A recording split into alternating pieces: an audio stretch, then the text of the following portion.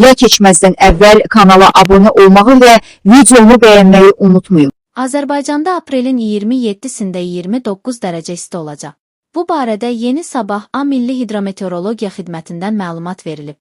Bildirilib ki, Bakıda və Abşeron yarımadasında hava şəraitinin dəyişkən buludlu olacağı, arabir tutulacağı, əsasən yağmursuz keçəcəyi gözlənilir.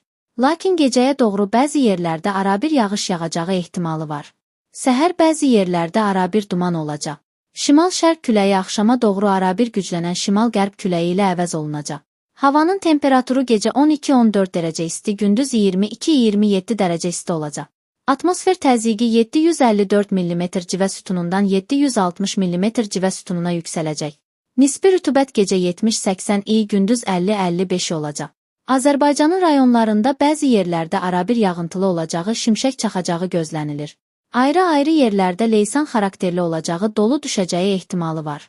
Bəzi yerlərdə arabir duman olacaq. Qərb küləyi bəzi yerlərdə arabir güclənəcək.